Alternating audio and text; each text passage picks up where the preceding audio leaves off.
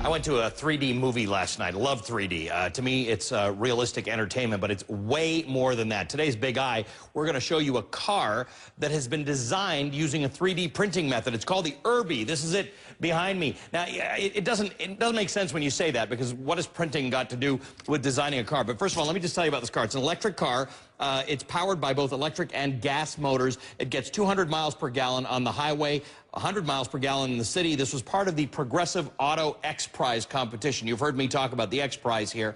This is being presented at the SEMA Auto Show in Las Vegas this week. I want to introduce you to the guys behind it. They can explain to me and to all of us together what this 3D printing method is. Jim Core is the project leader of the Urbee project in Las Vegas. Jeff Hansen, they're not from Las Vegas, they're there for SEMA. Jeff Hansen is a development partner of at Stratasys, also part of the Urbee project.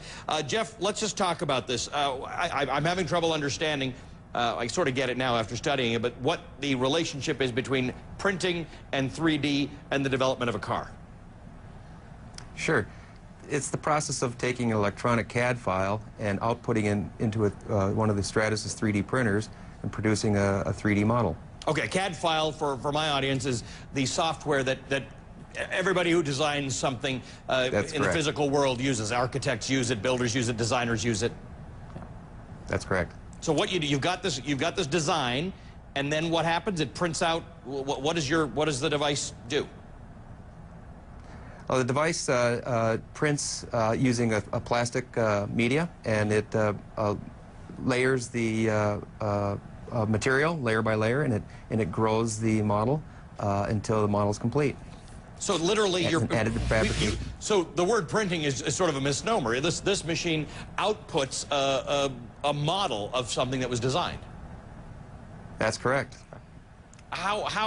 Jeff, just tell me a little bit more about the evolution of that process. This has been, I mean, I've seen it. I know it's used in other sorts of designing, but this is the first time it's been used in designing a car.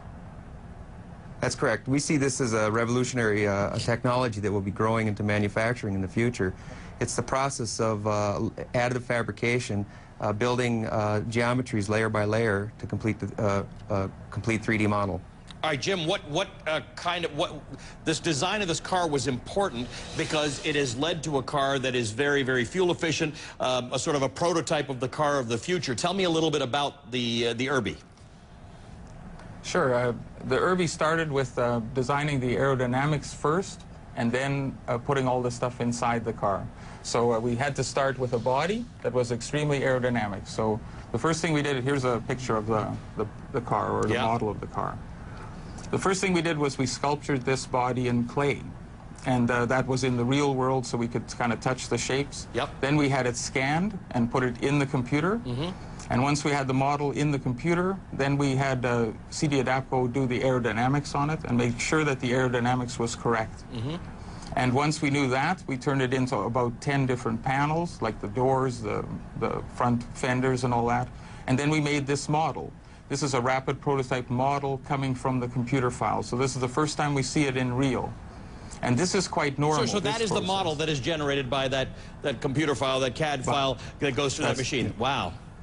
That's correct. Yep. So this is the first time we see it in the physical world after the That is the model. equivalent of me photocopying something. That's right. That's right. And then the real innovation, if you will, or the new thing that's happening is we're going to make these panels now full scale.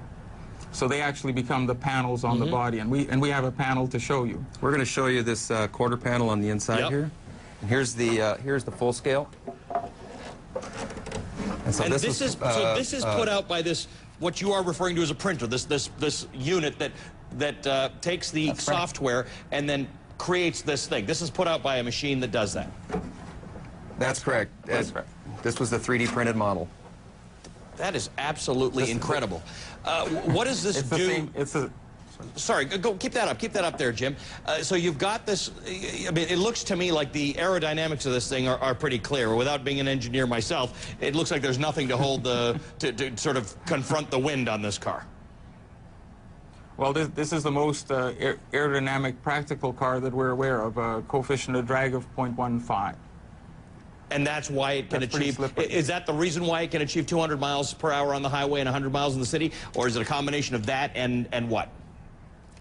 It's primarily aerodynamics, but you also need very thin tires. You need a very low weight, and you don't need any excess horsepower, because excess horsepower takes horsepower to carry it along with you. Jeff, is this scalable? Can we be seeing cars designed and panels for vehicles made using this sort of technology? Is it likely to even be cost effective in the future? Yes, this is scalable. We do small components to very, very large components in the aerospace and automotive industries. Wow, excellent, guys. Thanks very much. I mean, this is just hard to wrap your head around that the device that you guys think of as a printer came out with a car and can actually build the components that go onto the body of that car. Great to talk to you both. Jim Corr is the project leader of the Urbee project. Jeff Hansen is the development partner at Stratasys, also part of the Urbee project. You can go to my site, cnn.com/Ali. I posted the links to their website and the video of that car on my blog.